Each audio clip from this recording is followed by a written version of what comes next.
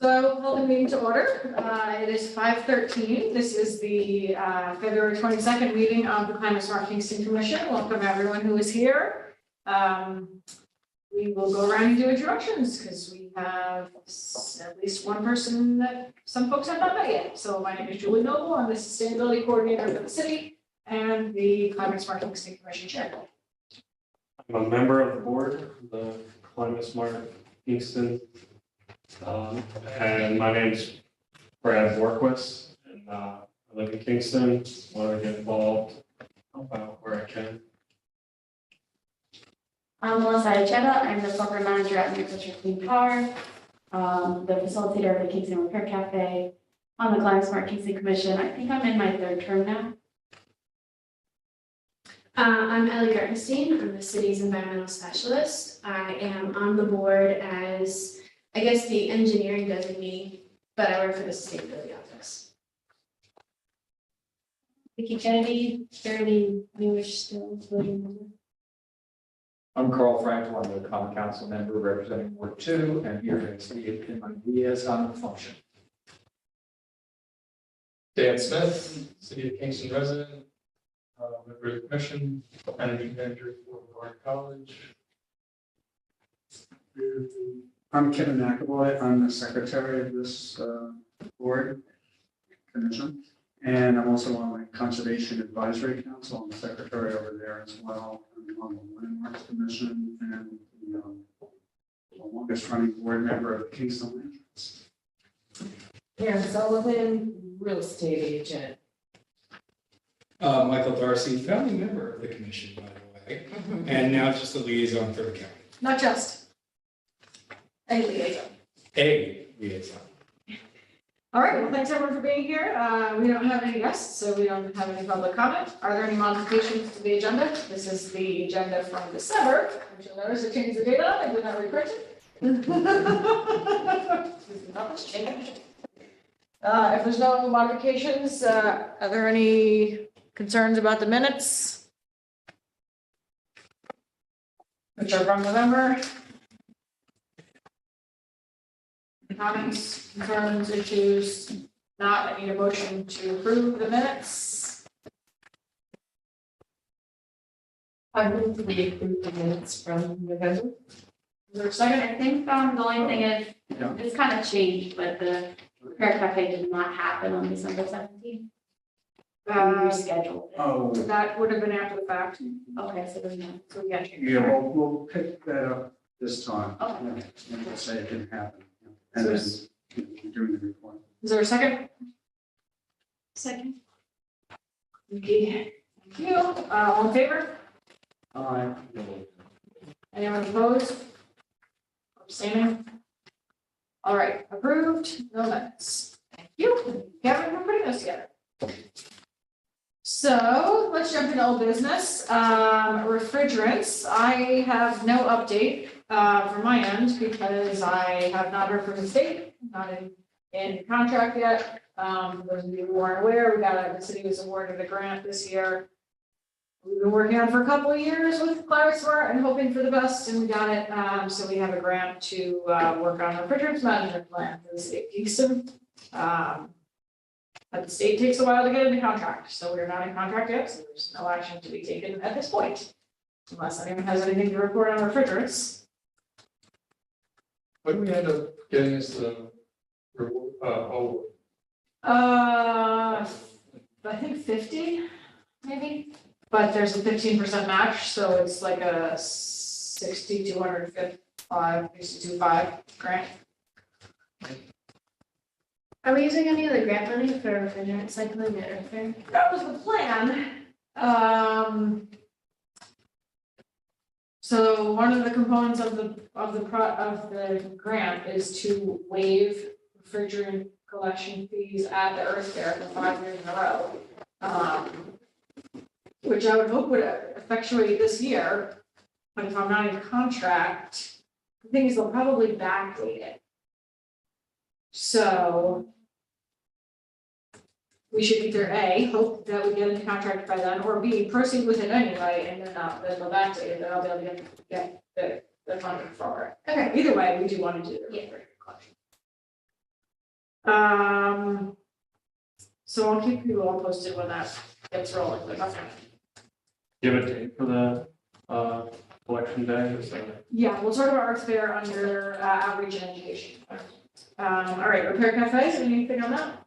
Yeah, I was trying to look it up because I lost my pen, but we did not have it one in December, but we had it January, I think 14th, but I'm not sure. But it was good. We had it at Redeemer Lutheran. We had a lot of people attend. I still haven't uploaded the sign-in forms to the Google form that Sustainable Hudson Valley has to know exactly how many repairs we got. But the next one is already scheduled for March 11th, Saturday. And that is 11 to 3. This one's going to be at Clinton United Methodist Church. So we were doing repair cafes there for a while, and then they went under construction. So they reached out and wanted us to have a cafe there. So slightly different location than usual, but I'm not sure if the bike clinic's going to be involved. They haven't confirmed yet. And then there is a message from Tom Polk about, I was trying to upload apps on my phone, but there's a youth cycling program. I don't know the details of because it won't load, but I can forward it to the commission after. Great. Awesome. Seems like repair cafe is rocking. It is. Do you need any support from the rest of the commission? I do, Vicky has already agreed to volunteer for a day of, as needed, so that's helpful. I have to tour the Clinton space next week to see where their like chairs and tables are located and how much moving and, who's gonna be involved, but yeah, if anybody's free, March 11th, definitely could use help.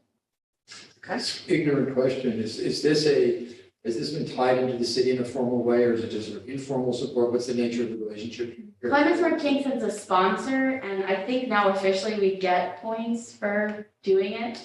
It was started by John Waxman. Yeah, I know John. Yeah, and so I took over facilitating Kingston, but yeah, it's part of the Sustainable Hudson Valley larger repair cafe movement, but we get Climate Smart points for it. Got it. Okay. Anything else about repair cafe? All right, outreach and education and youth engagement. So we'll talk a little bit about Earth Fair. So the Earth Fair is planned for the year, not planned, planning in the planning stages. It's Saturday, May 13th. The location has changed, although it's previously, the last time it had been held at Forsyth Park, it is now being held at Tiargala Park because of construction at Deet Stadium. And that will likely be the case for at least this year, not next year also. It is from 11 to 5 and it is free. And this year we are partnering with Clearwater, who is managing the entertainment. And so they are setting up an incredible lineup of 2 stages. There's going to be the main stage in the park itself and then another stage in the Clearwater barn. So we are partnering with Hudson River Maritime Museum as well. And it's going to be all along the waterfront. And we are bringing in food vendors that we've gotten 2 or 3 that we've got soft commitments from so far. We are going to do our best to make this a zero waste event, which I'll speak to in a minute. We're looking at booking your bike rodeo and ride, refrigerants collection, e-waste collection, paper shredding, EV showcase, e-bike rides, lots of vendors, children's activities, Earth Day exchange, lots of great stuff going on. And so we are meeting bi-weekly. Anyone who, actually a number of people in the room participate in the planning. But anyone who wants to certainly can. We meet bi-weekly, and I can send you the link if you're interested. One of the things that came up recently where we need support from the commission is related to the solid waste management. So right now, although we are rolling out an organic diversion plan for the city, it doesn't currently have in phase one, doing organics collection at events. However, we feel like, as we have attempted to in the past at this event, that this event should be the model for all other events. If we can't figure out how to do organics collection at this event, we're never gonna figure it out at any other event. And so one of the things we did was we met with the folks who collaborated on the Garlic Festival, it's already is to understand how they made that event zero waste. And that organization is called Greenway Services. And so we met with them to understand what it would be like to do that at our event. They did give us a proposal to pull a plan together, but we felt as though the proposal was more in depth and a higher cost than we were prepared to pay. So we would like to try to figure out how to do this in-house. And basically what needs to happen is stations around the event with people at them to do source separation of solid waste. A number of us have done this at other events already. And we need to be able to basically find volunteers to be able to do it at this event. And so that would basically mean us setting up, figuring out the logistics for the number of stations, where they would be, getting the supplies, which would be a brown, a trash recycling, composting tote, and signage, and then shifts for people standing at those stations throughout the day. And then directing people when they arrive at the station, what do you have? This is the container it goes in. Along with this is that we are mandating that the food vendors use compostable serviceware. So in theory, unless something is brought into the event that is not compostable, everything that is being produced at the event is compostable. So we should be able to have an incredible rate of diversion. But that requires all the best practices that requires at events, somebody standing at a station in order to do that. So I wanted to see, first of all, if there's anyone here on this commission that is interested in helping to manage that process. At the very least, if there are folks that are interested in taking a shift at the event to actually, help out at the stations. I haven't figured out yet how many stations are gonna be. It is, in the past, we've estimated like 1,000 people over the course of the day. But this is going to be a different event because Clearwater's bringing in big acts. And they're bringing in 6 acts on each stage over the course of the 6 hours. So it's gonna be simultaneous, like lots of stuff going on at the same time, bigger than what we're normally used to. However, also cognizant that at Forsyth, when people were coming to that event, if you were eating there, you were getting your food from our event. Now, if you're coming downtown to the event, you could leave and go to one of a dozen restaurants and not have food at our event. So we're not largely and grossly increasing the amount of food vendors because we know that there's the immediate competition from the restaurants. It also means that people could go to a restaurant, and unless we coordinate with all the downtown restaurants, which I don't currently have in my scope, they could be bringing in trash to our event from those restaurants. So either way, it's really hard to gauge how much trash there's going to be based on what we've generated in the past. It's still an alcohol-free event. But, I would expect that there could be more people bringing in like their own Nikki type of food if they know that they're going to one of the acts and, they bring a picnic or a chair or whatever, and they might bring food with them. I have no idea. So, either way, it's May 13th from 10 to 5. And what I plan on probably doing, I guess, is making up a map of where the waste stations are going to be, and then figuring out how many volunteers I need based on shifts. Which would probably be from like 9:30 to 5:30.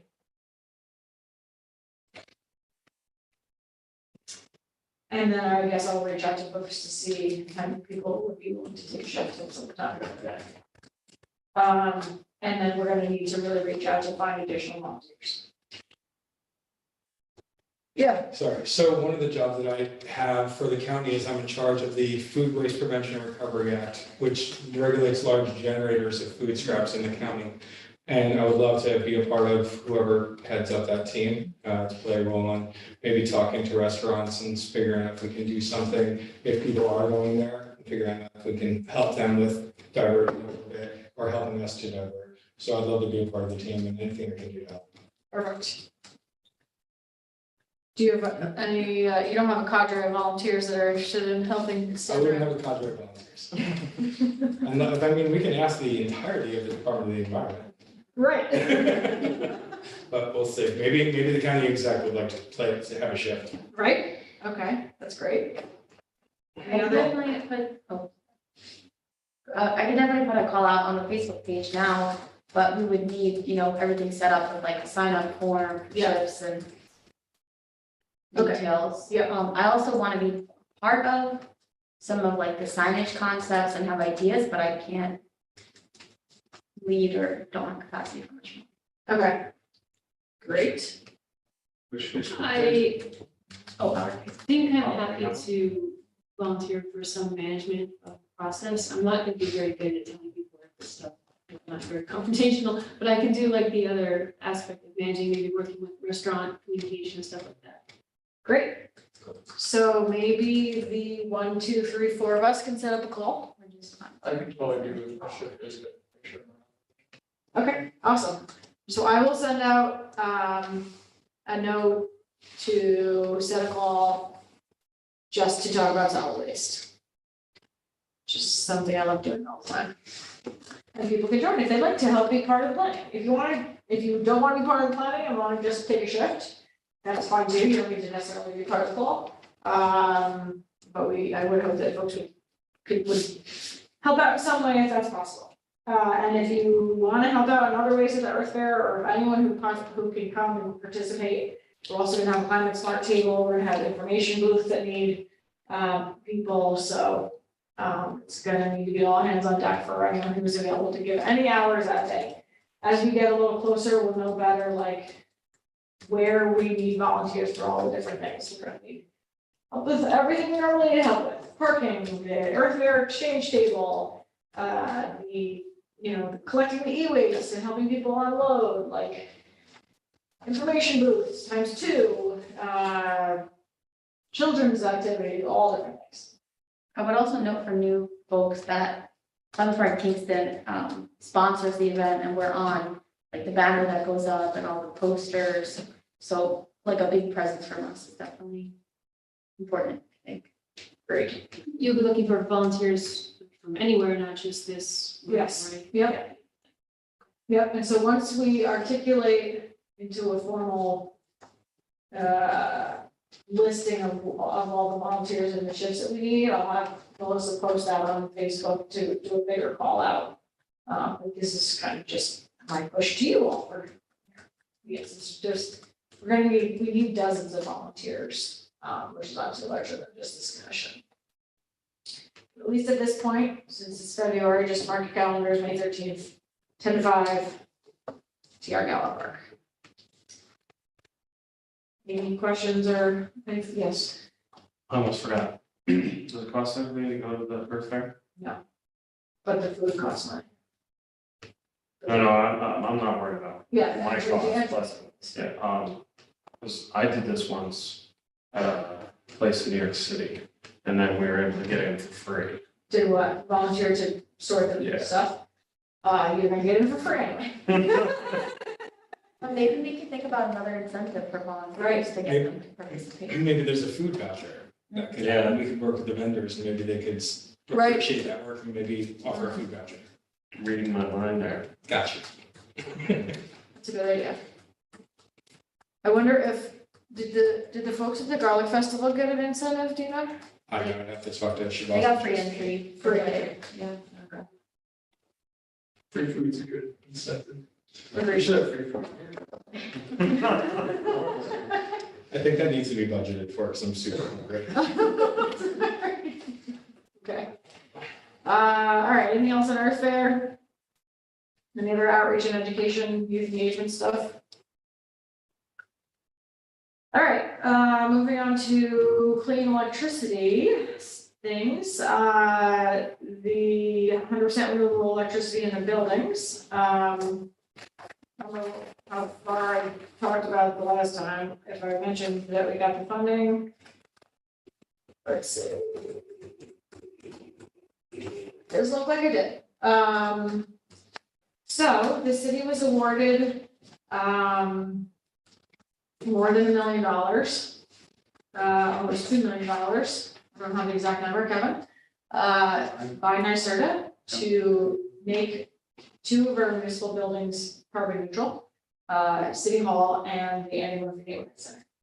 And carbon neutrality means, in this case, or any case, that we will be removing all fossil fuel related systems from both buildings, which means all heating, all cooling, all cooking, all refrigeration, and replacing it with electric systems. And we will be covering all electric with renewable energy in both buildings.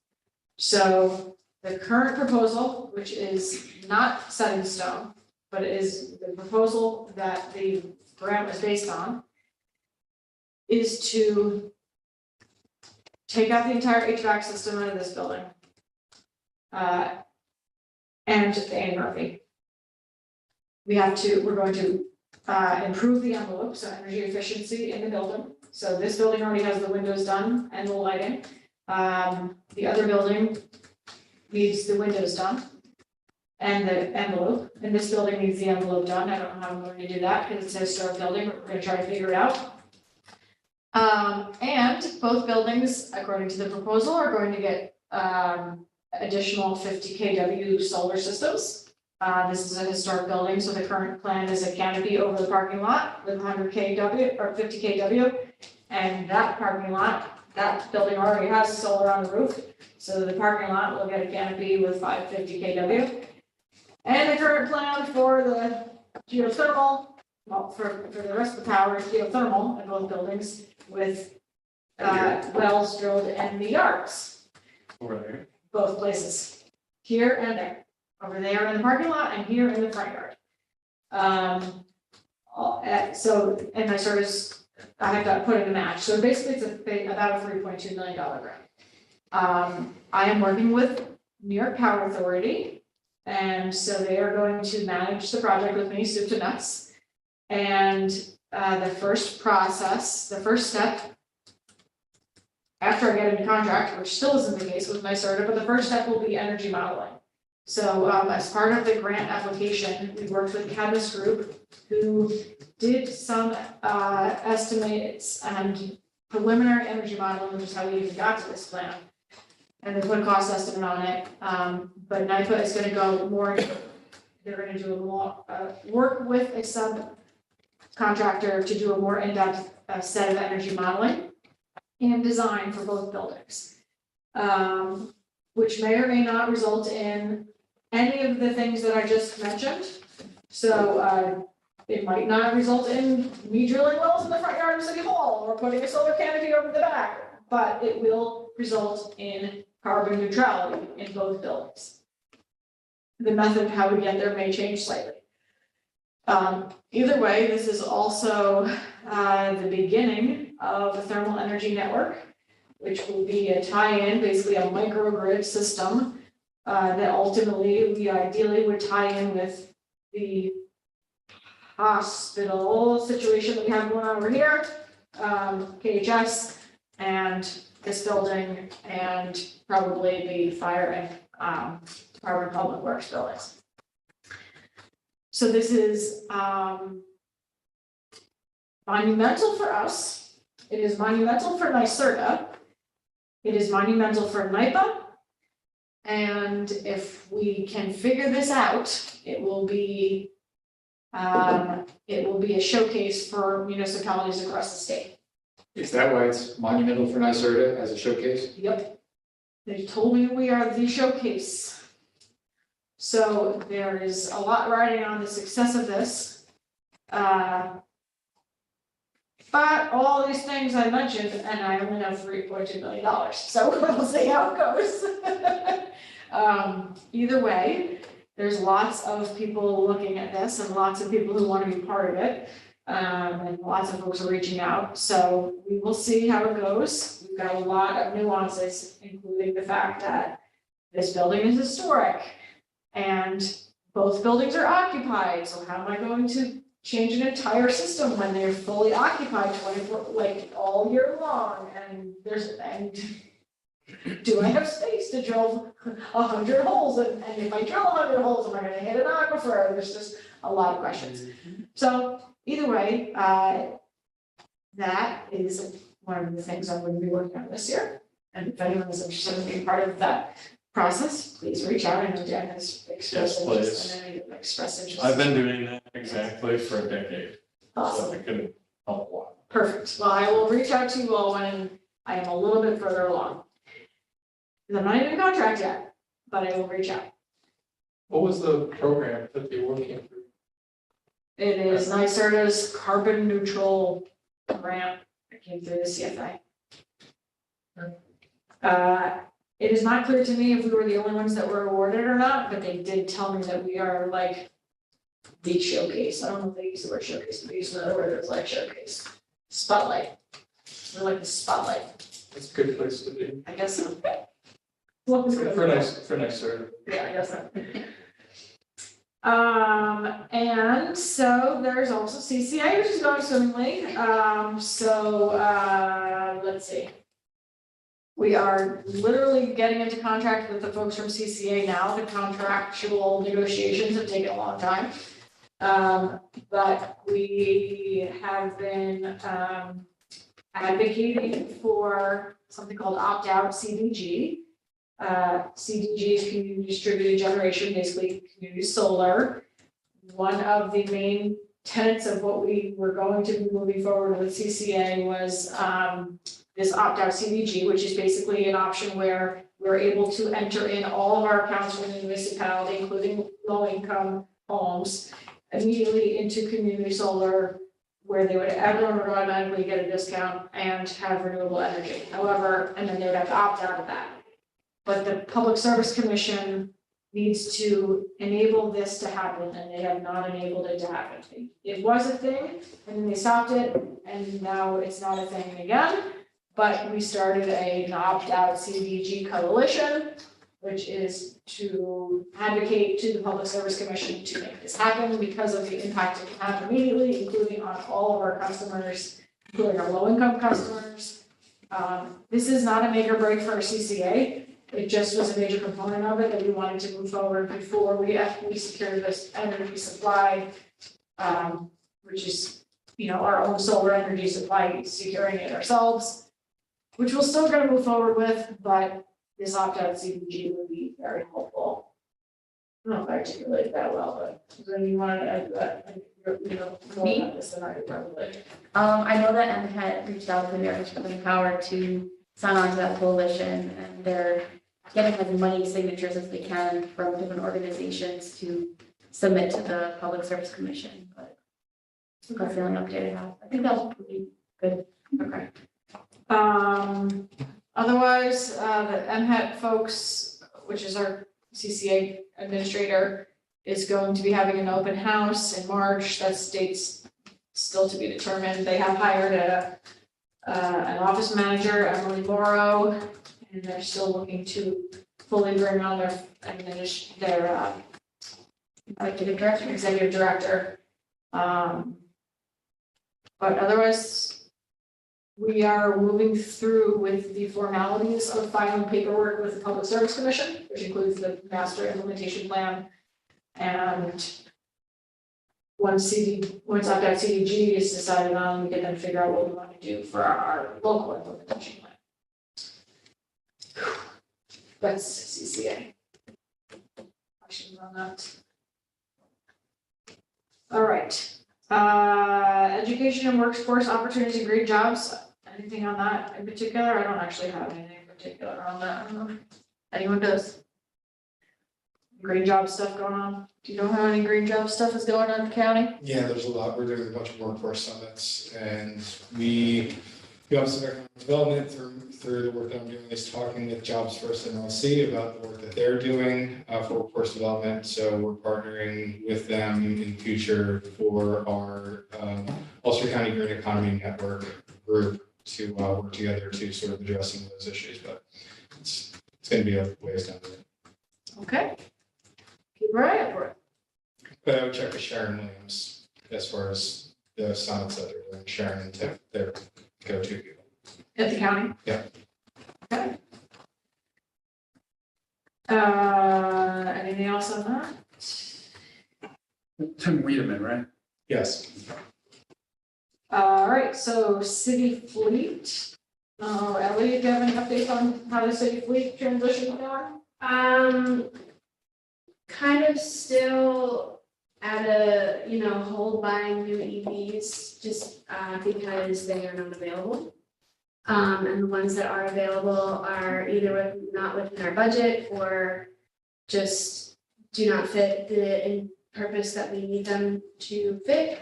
We need administrative vehicles, sedans, SUVs and stuff, and it's been very difficult to procure those. We also need an electric passenger van, and I did some searching for an electric passenger van. All those came back out of budget, so no real updates. Still very difficult to continue on with the transition.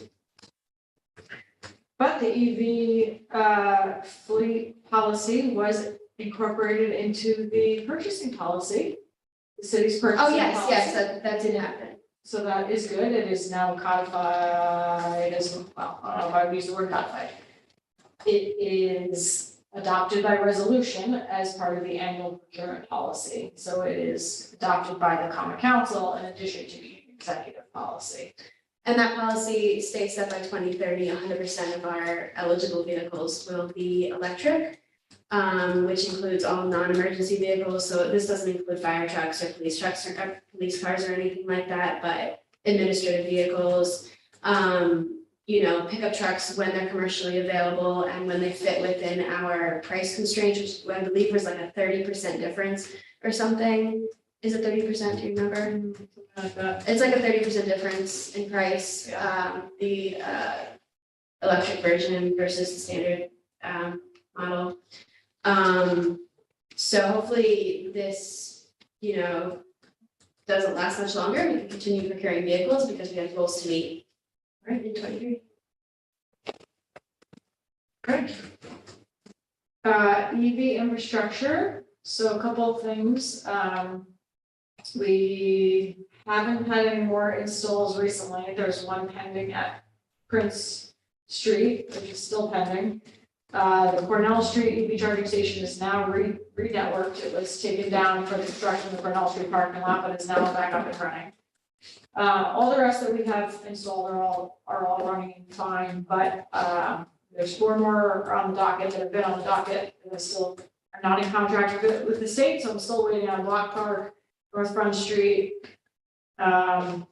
building safety, and I'm going to be putting another one in at Dietz.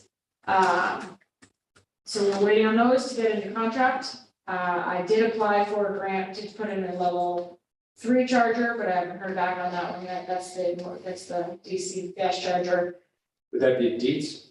That would be at the at downtown by the Mariners parking lot, across the street from Mariners. So, as the owner of an EV who spends a lot of time traveling and a lot of time looking desperately for DC fast chargers en route, it would be great to have one near the thruway. It would bring traffic here and bring business to restaurants and such.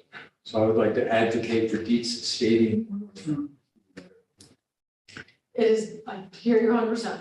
And so hopefully we will be ramping up that soon. I don't know what the county, do you know if the county has any DC fast chargers in the docket? there are some options for those related to another thing that we're working on, or we're working on proposals, reviewing proposals from variety of companies, and there might be, a part of that might be the fast chargers. Oh, because you're doing EV Yes, installation as a service. yes.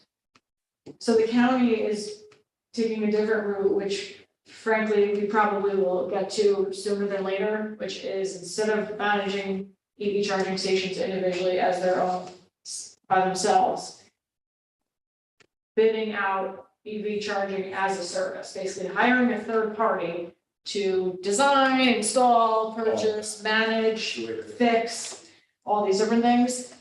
We're definitely gonna have to do the same thing. The demand and in order to meet what is happening with the shift in EVs, it's just more than our department for sure, or even our municipality's gonna be able to handle. So we're gonna have to do the same thing. Which is great, because we can piggyback off the county's bid. So do you have responses to the bid? Mhm. That's public? Hmm? That's public? I'll check. Okay. Avoid electrifying there. I've had one terrible experience after another. So, I'm sure they're going through proper procurement, Mhm. and so that, I believe, was designed that we can piggyback on any of your bids. So, we'll see how that goes. Do you know if that was stipulated that they need to be charge point or equivalent? It was not? Huh. Okay. All of ours are currently charge point, but that doesn't mean that they need to be. So, I will be interested to follow that, but for now, a different thing that did happen is that, in this year's budget, the council did adopt that EV charging will no longer be free at municipal parking, EV charging stations. So as of last week, our EV charging stations are no longer free. They are free for the first 2 hours, and then after that it's 50 cents per hour, Whether it's charging or just sitting, whether it's charging or sitting. If you're full, you're still getting charged. I will say that most people in the city of Kingston that plug into our municipal parking spots charge for less than 2 hours. So we're not looking to be making $1 million here, but we are now consistent with what the county had started. I actually think you guys raised your prices, didn't you? You know? Okay. The county does charge at theirs as well. And so now they are all being charged. Yeah. So if you do go and charge at one of the stations, you will not get charged for the first 2 hours, but you will after that. And I believe it's prorated, although I cannot say that for certain. Like if you plug in for 2 hours and 1 minute. I think you'll get charged at 50 cents. Okay. You don't think so? I don't know I for don't sure. We'll find that out. Because that is, Because they're just gonna charge you like less than a penny, like a minute. probably not. We should know that. We should know it. Yeah. All right, so figure that out. All right, that's all I have for EV infrastructure, zoning. Oh, sorry, the Wow. 2 buildings. Included in my carbon neutrality mega project, we're also putting in EV charging stations at the Annie Murphy Center in here.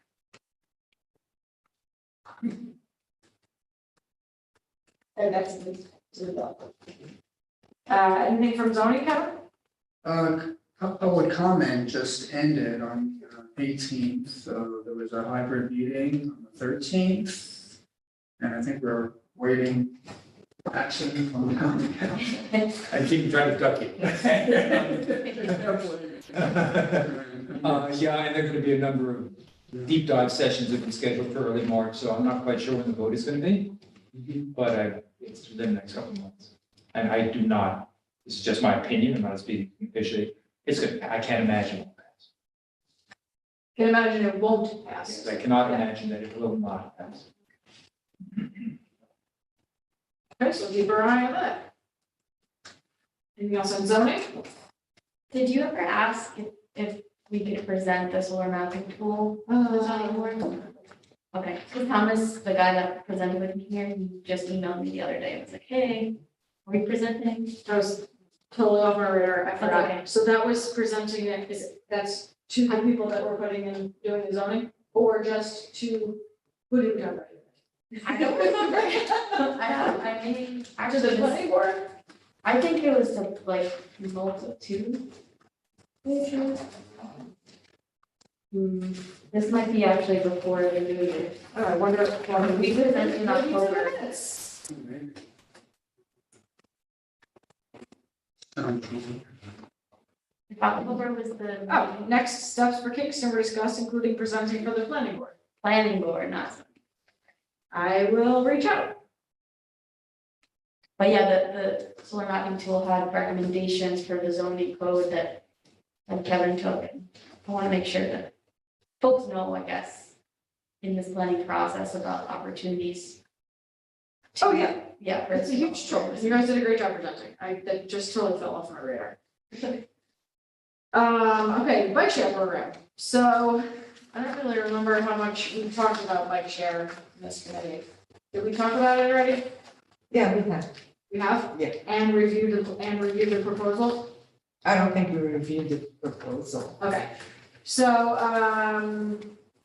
just quickly back going over that then, we're starting for like over a year, Ellie and I have been working with Complete Streets and, Live Well and you guys to pull together a proposal for a bike share system in the city of Kingston. We are now going back around to the commissions to see if there's any further concerns or questions. This has gone before Laws and Rules now twice.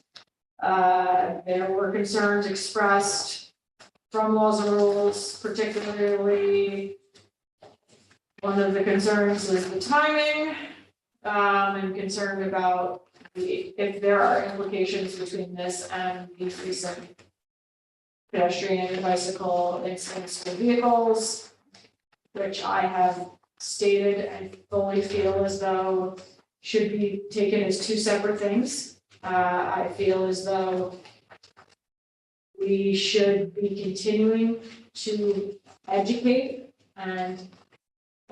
both pedestrians and cyclists and motorists on the proper use of the road, but that we shouldn't stop getting people on bikes. And we can be doing this in a responsible way, which is what this legislation is. This is regulating how a shared system would operate in a municipality. So this goes through what an operator would be responsible for. This legislation covers non-motorized bicycles, so manual bicycles, e-bikes and e-scooters. And it dictates everything related to the operation of such. Currently set to be a docked system, which means that you have locations where you plug in your device, and you don't leave it around at the end of the ride, but you can get on it at this location, stop for a shopping or coffee or groceries or whatever, the library or your job or whatever. And then you dock it in another location or back where you were. It would require you to be charged by the length of time that you are using it. And it goes into where they are allowed, where they are not allowed. They would be geo-fenced so that we would be able to say, you can go here, you cannot go here. And so we did meet with folks from Complete Streets and Live Well, so they did give some feedback about particularly one of the questions was whether or not scooters should be allowed in the bike lane. This currently states that scooters are not allowed in the bike lane, but their feeling is that the scooter should be allowed in the bike lane. There's a question about helmets and the requirement of helmets, which we are discussing with Corp Council. And there's some other things that came up about use on the rail trail where it was brought to my attention.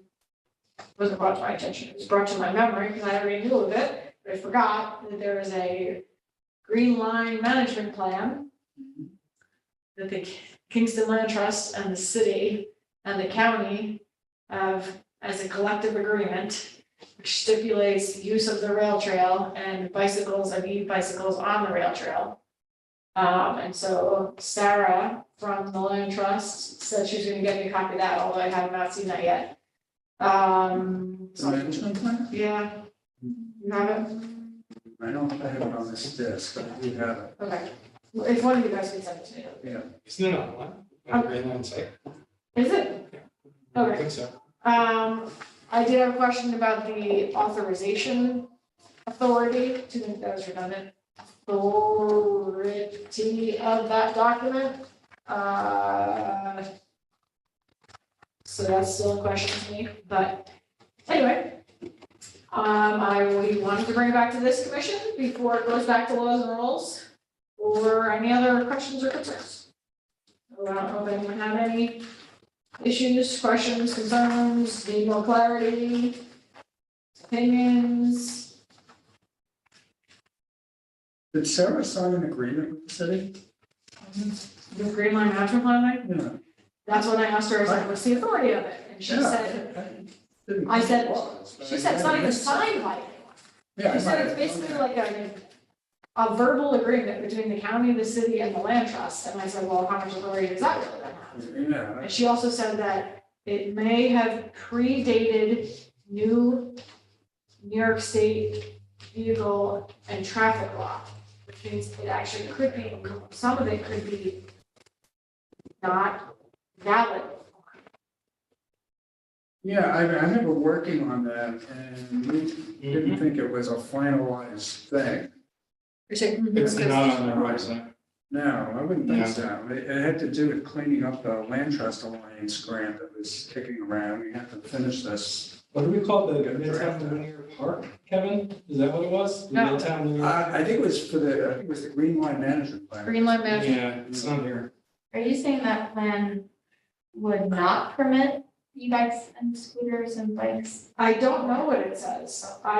All I know is that when I went to the Live Well Kingston Commission last week on the 15th, Sarah Brainerd from the Land Trust brought it up and she said, oh, because we were talking about should scooters be allowed and should e-bikes be allowed on the rail trail? And she said, the Green Line Management Plan actually stipulates what can and cannot be on the rail trail. So actually, look, I probably was part of putting it together, but that feels like 100 years ago. So- Yeah.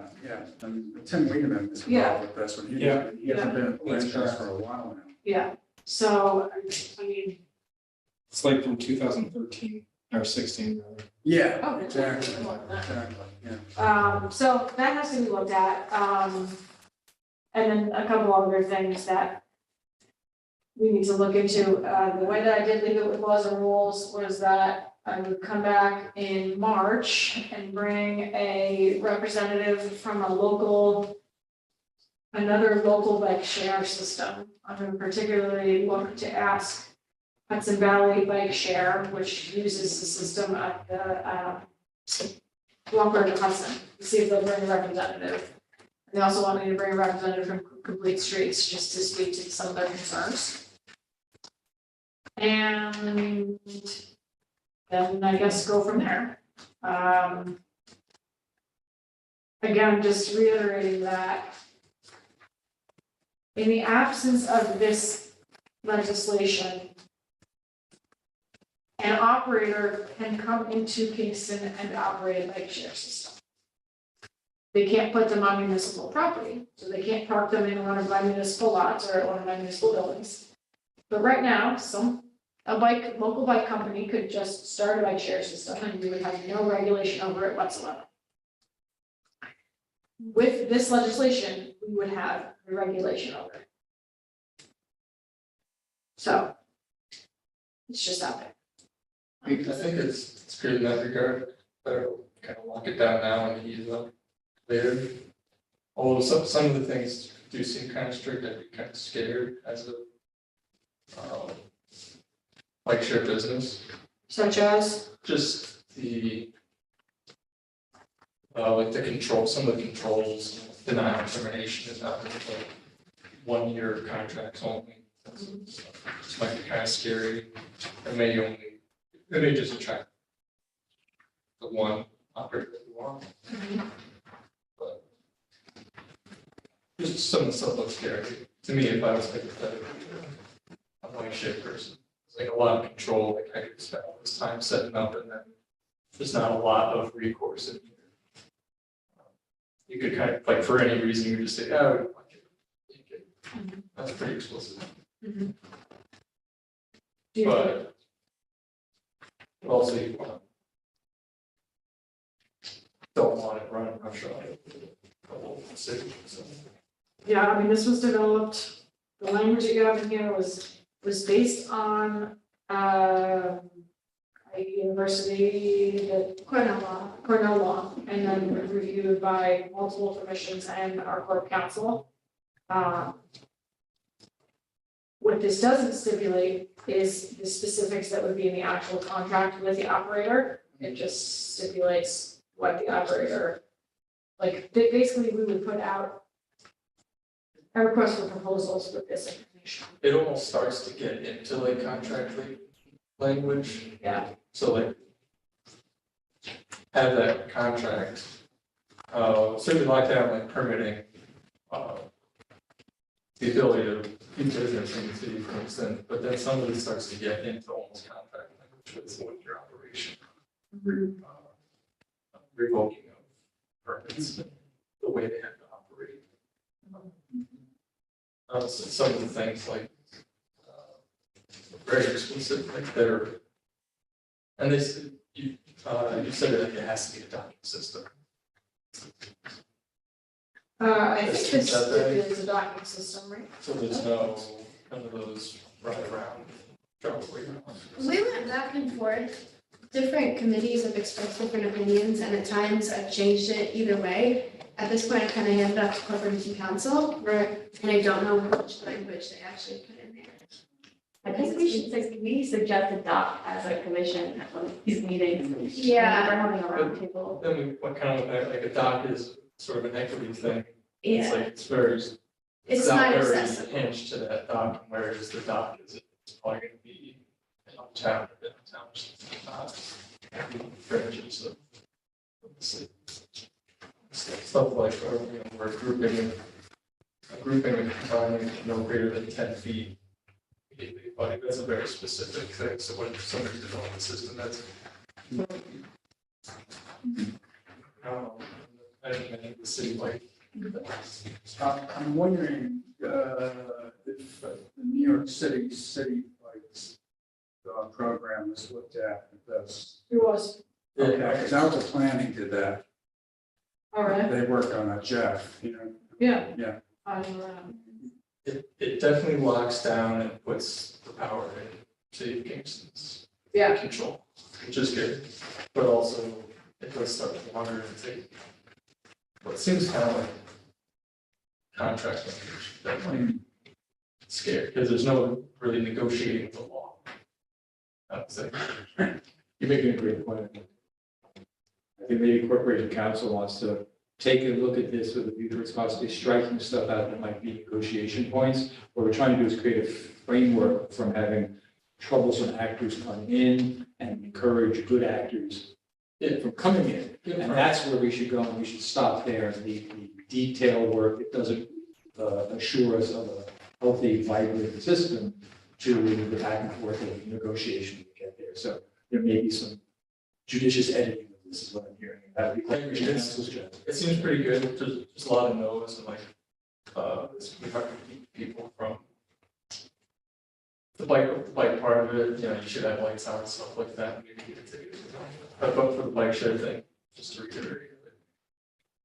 They need a permit to operate and a couple more steps that sort of say how they're gonna get that permit, but then after that, it's a sort of business contracting or the permitting process, create that permit, then maybe the stipulations get into that permit form. other thoughts or comments? Pedestrian bicycle master plan, was that looked at or?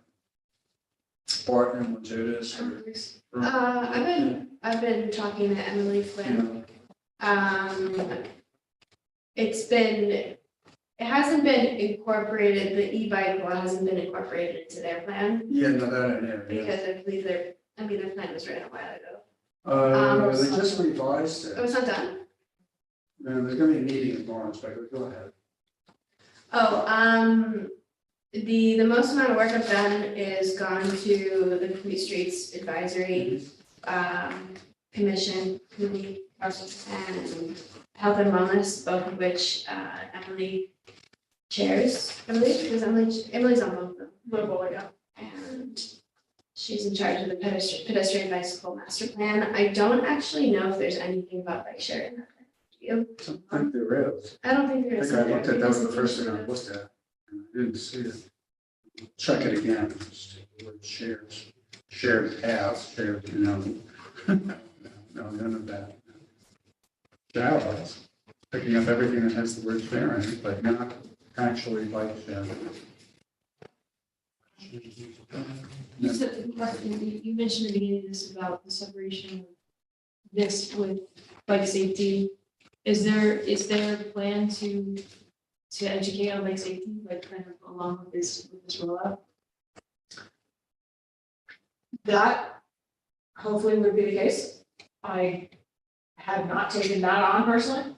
I think that that certainly should be the case. These bike share companies, they offer education as part of their contracts. So I think how it would happen is we would get into contract with the bike share company with certain stipulations about safety and education, and then they would do that kind of education campaign. Are you saying in relation to this or in relation to the big picture?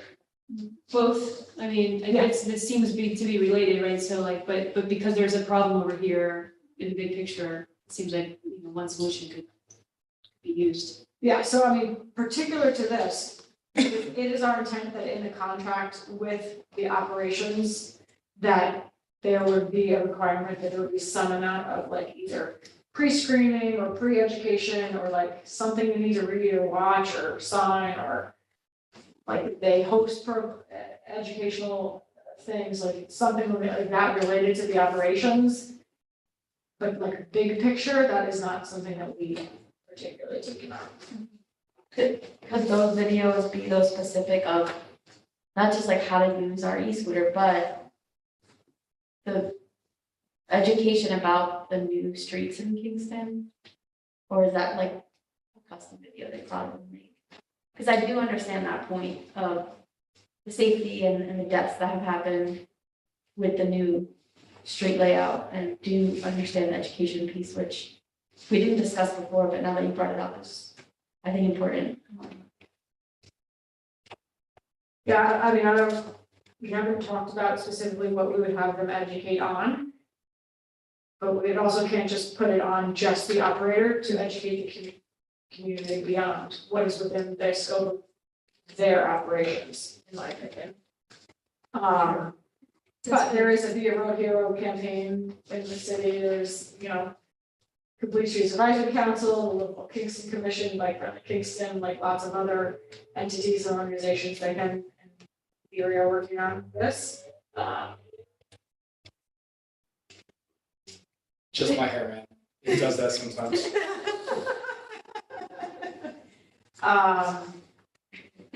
But yes, it is our intent to include some stipulations about education with the operators. However, I mean, I fully recognize that the timing of this and the timing of other incidents happening in the city of Kingston is either coincidental or not, but I don't personally think that one should preclude the other from happening. However, I get the impression from the council that the council's not gonna pass it. The concern that I could relate to is you're gonna have a lot more people that don't currently have access to bikes, on bikes, in a situation where apparently ought to have some bike issues. So that's why it feels like, I agree, like, I would be a big fan of this in general. It's an overall positive move, but it feels like it could turn the wrong way if we don't also pair this with better bike education. don't What we need disagree is with that. one person to get killed on one of these bikes. Yeah. That's the end of it forever, right? But what if somebody gets killed on an e-bike right now? I mean, people can buy e-bikes right now. People do have e-bikes right now. And they could, It's the associate, I'm not speaking about logic, I'm talking about Yeah. associations. yeah. How is the city of Kingston's, bike ad campaign, bike safety ad campaign? How is it or what is it? How is it? You're gonna have to know to know. I can't really speak Oh, to that particularly. I do think that, just as a general thought, educating about bike safety is really hard. People, it's like one of the first things people will not pay attention to. You have to grab them by the collar and shake them and find them. I mean, and you gotta make, I mean, it's just, I don't know, honestly, you do it because you are morally obligated to do it. I'm not sure if practically it makes much of a difference ultimately. Sorry to go, but no, the last time would be grab him by the collar and shake him. Just use your hair on. Yeah, but specifically, the streets got redone. There's new like bike boxes and pedestrian crossings and situations, and I am active on the Kingston Facebook and a part of the bike friendly Facebook groups, and there's a lot of negative comments and upset because there have been deaths since the streets have been redone. So there has been education since those incidents as well. But yeah, the community, especially the biking community, is very, I think upset at the city specifically for not feeling like there's been enough communication and education about the rollout of the new streets. So it is a big contentious issue right now, for sure, I would say. Gotta educate drivers too. Yeah. That's what makes it all, that stuff, because people driving through the. somebody passed me this morning in the bike lane. Yeah. Around me on the right side. Mhm. I was going, See, I don't know how you More educate fun people about to not do drivers. this. I mean, you know, the world is full of idiots, and you know what? They're gonna stay idiots. There's no section about like driver behavior, about nothing, Scooters get right like, away. it's kind of like an easy thing to overlook. It's like, it's all bike laws, bike behavior, but then. Was there something here about like, what do you do? Like, I'm taking someone to take a ride, There is a Bike right lane. of, there is a right of. but maybe that's just driving laws that's in there somewhere. You can't drive on the sidewalk either. I think the city has You get ticketed. pretty decent, if not very good, educational videos on bike safety. I think a lot of the problem is that the city operates in somewhat of a bubble, and the majority of the people who live in Kingston are not as aware of what's going on in the city as somebody who works for the city, volunteers on a board, is in an active group that works with the city directly. And so I don't think it's like, I think the city has provided a significant amount of education. It's just not reaching people. Okay. I also would just state, and this, I felt the same way about the anti-idling law when I was told by members of the council that I should do education first before we implement the anti-idling law. And I said, at what point would you be able to say, check, you've educated? At what point would you be able to say, check, you did enough education on bicycling, now you're allowed to do the bike share? I don't know that we'll ever be able to check that box. You know, one practical way to do this would be to say, if you want to participate as a customer in the bike share program, we have a 15-minute thing online that you have to get in order to get your certification to do it. Make it a requirement of anybody who uses the program. If people really want to do it, they'll spend the 15 minutes to get the box checked. Maybe they'll make a, milkshake while they're doing it, but at least it will be running in the background. You can't bring it to the people, you gotta drive them into the crowd. you gotta like require that, Yeah. so. And that would be a way to actually address the public relations issue and, the public concern. This is actually a way to support education rather than a problem because they will not be educated. Another idea to suggest is maybe having whoever ends up being the company or even a member of the city being at one of those docking stations where people are picking them up during the rollout for the first couple of months, like once every other week or something, and having them educate before people actually get on. Does bear the question of how much of it is the biker involved in the car? True. But you could go even farther with that point. I mean, there should be some driver safety point with bikes because I don't know how long, it's been over a decade since I took my driver's test and I don't remember any bikes, you know, But how does, being part of that. but how's the city gonna oversee that? That's the issue. Well, I'm just saying, Yeah. it should be up a little higher too. Would be a consummation about as they say. Do you send out flyer to every household in Kingston? Which Like gets, going immediately. Yeah. Some people might not. Yeah. They might read it, and and then, then right. hopefully they recycle because they got the recycling flyer. Which for lots of people also recycle.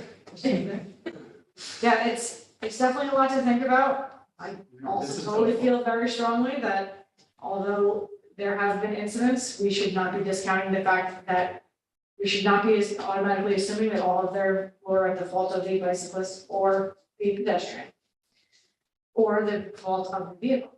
We should be understanding that it is a two-way communication, two-way transport. So I appreciate anyone's comments. Any other comments you have, please do let me know. Is there anything else we want to discuss about this now? All right, thank you for your input. So, non-toxic landscape management plan. Tomorrow night is the mayor's public hearing, so after the public hearing, if there is anything that basically the public hearing is a formality, it's already gone through the common council, and so after the public hearing tomorrow night, that will be fully adopted. And we will have a non-toxic landscape plan, which I will say the council removed the section related to sidewalks. So it does not apply to sidewalks anymore. It only applies to any application for where municipal employees are applying or treating our own municipal landscape. We are not able to use anything that is toxic. And the Conservation Advisory Council is the overseeing advisory board on that, so any waivers would go through the CAC. And I do anticipate the CAC doing some education on that, and also once it is fully done, maybe this commission could help with that as well. Maybe we'll put together some flyers or help shoot flyers or something related to that. Even though it does only apply to municipal properties, I think it's a good opportunity to say, you know, we're leading by example. Although this doesn't apply to your properties, you know, this is something that you could follow as well. The community preservation plan is complete, and I have a final draft or the final version of it in my inbox, which I have to post online. And that means that there are a few more steps before it would become a fund. The Kingston Land Trust will be stewarding it for the next portion of its life. We as municipal employees are not able to advocate for adoption through referendum, but the next step would be that this would go out to referendum this year on the ballot to create the Community Preservation Fund. In between this now and that time, the Land Trust is going to be putting out some polling to the community to understand what the community feels about whether or not you want to establish a real estate transfer tax to create the fund. Several local communities, including Marbletown and Gardner, did just establish this real estate transfer tax last year on their ballot. But they're going to poll the community and understand what the community feels to inform whether or not we should even go to a referendum. In the meantime, it is on me to pass the next 3 local laws, one of which is to adopt the plan. The second of which is to establish the real estate or the community preservation fund and advisory group, and the third of which would be to establish the real estate transfer tax. Once the community gives us feedback via the polling about whether and what the tax would actually be.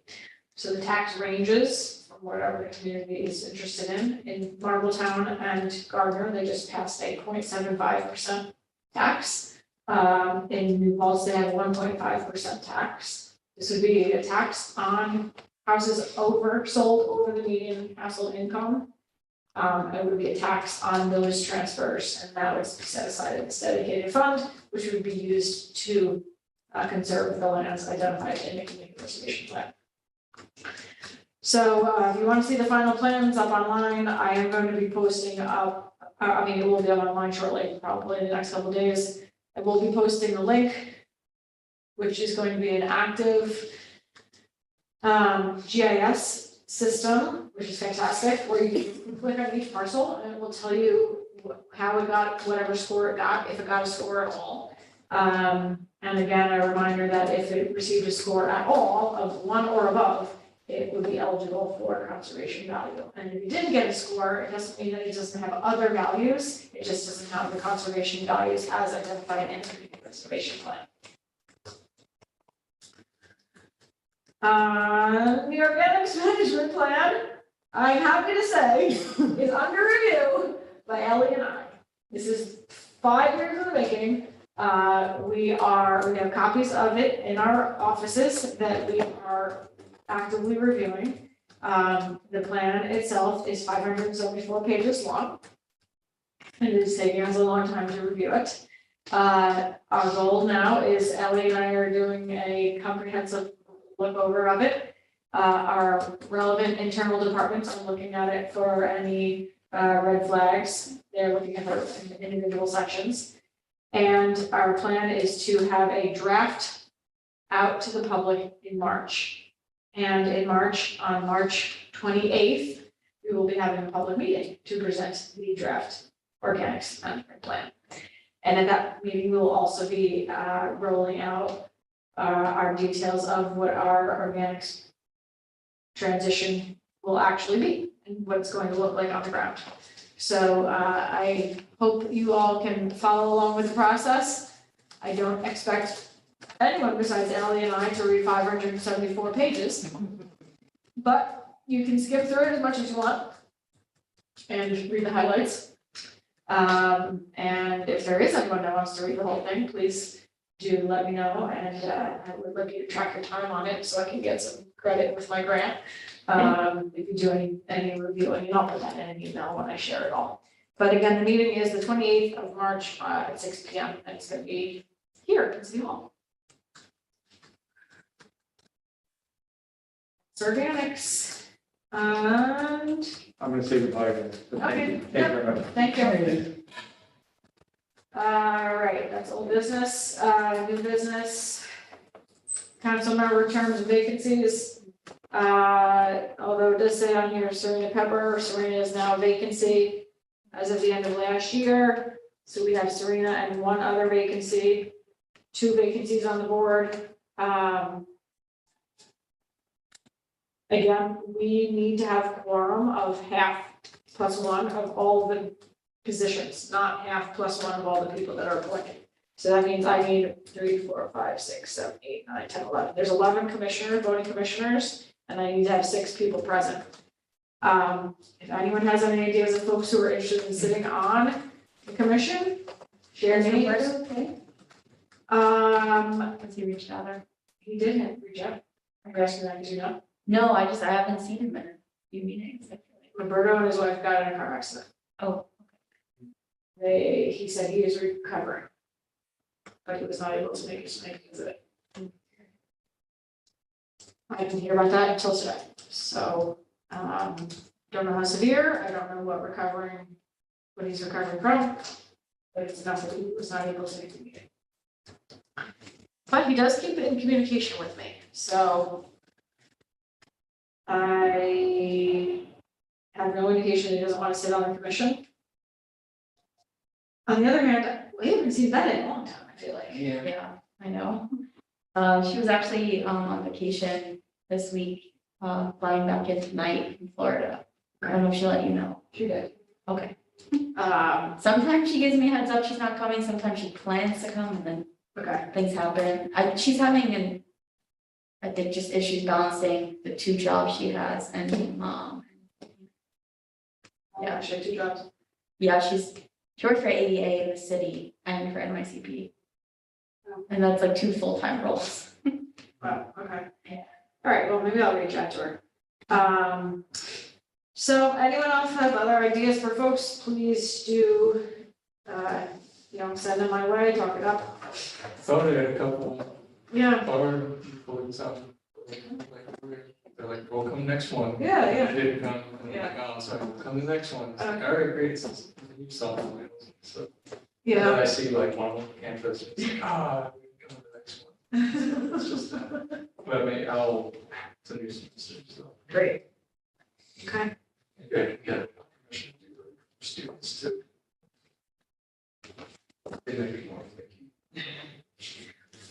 Also to that effect, if you were just reappointed, you need to go and sign your oath of office. I don't know who that applies to, a couple of people perhaps here. Go wear it downstairs. Yep, to the clerk's office, and they're open, you should assume you should come between 8 and 4, or actually 8:30 and 4 probably. It'll take like 4 seconds, but you basically need to sign this humongous book that says, like you rolled up before you were open here before, but you have to go back to the clerk's office to do that again. And so that's member terms and vacancies. I put goals and priorities for 2023 on here. Typically, we would discuss this at the first meeting of the year, which this is the first meeting of the year. To go over if there's any additional goals or priorities that we want to add, anything that we want to change. I typically keep the same schedule or the same agenda month over month.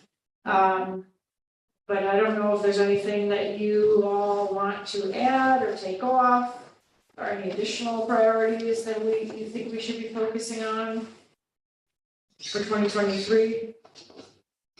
This is kind of following our climate action plan. But I don't know if there's anything else that folks were interested in that we haven't been doing.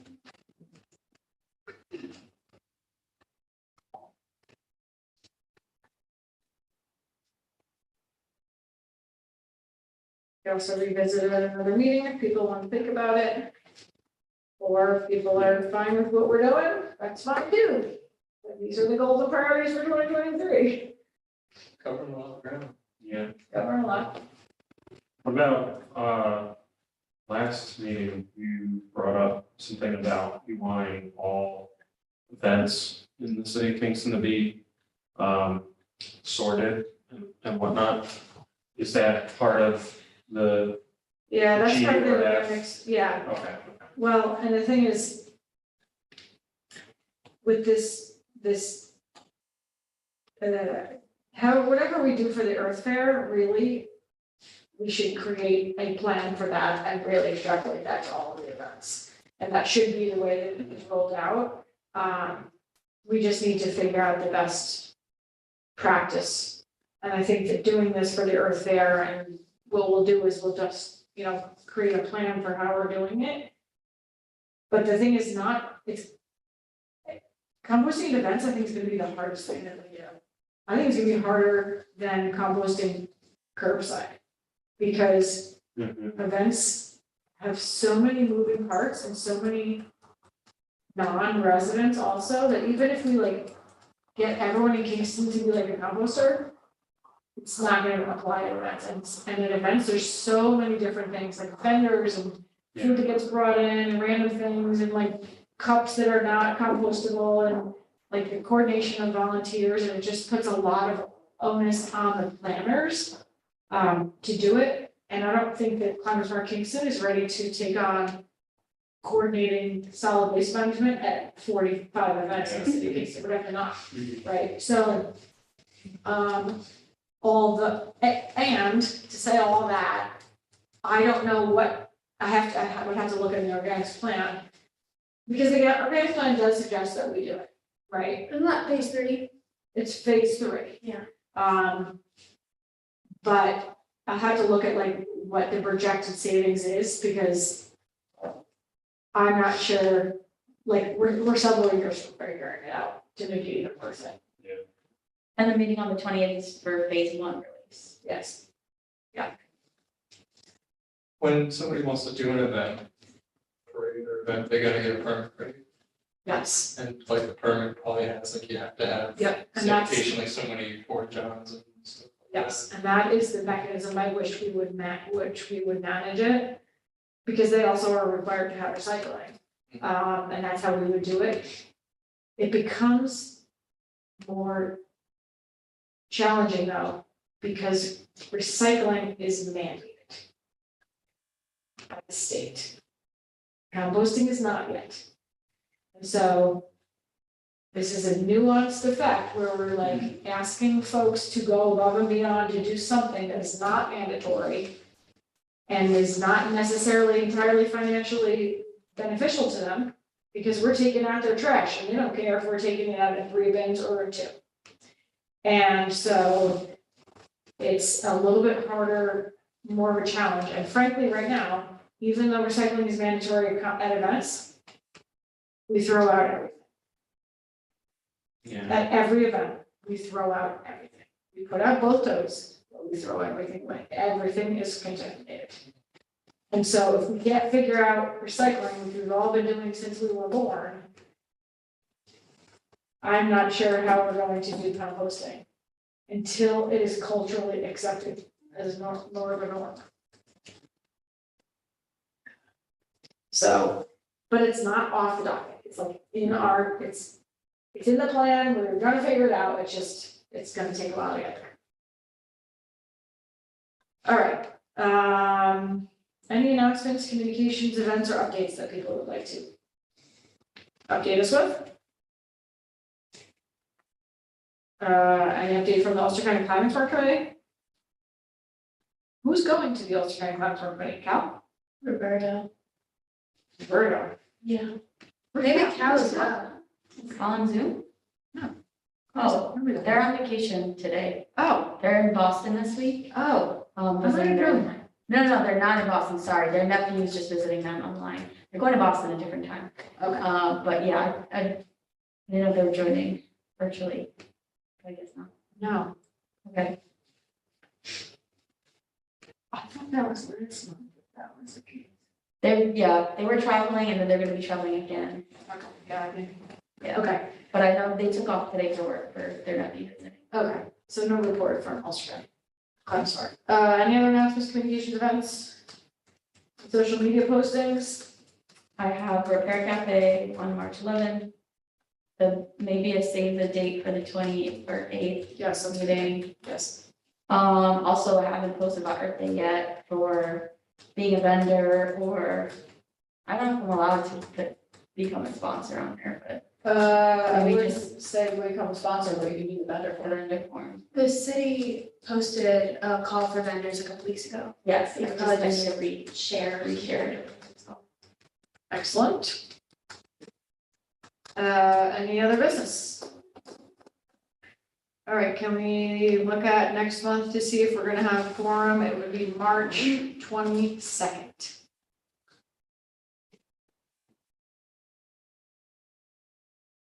Yes, but I have to do something with the Kingston Land Trust at 6:30. And if it runs over, I've got to run. Okay.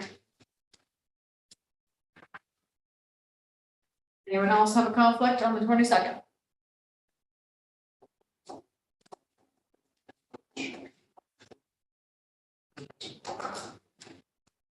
Good? Karen, you good? I'm good. I'm good. Okay. If there's no other business, can I entertain a motion to adjourn? Motion. Sure. Second. Favor?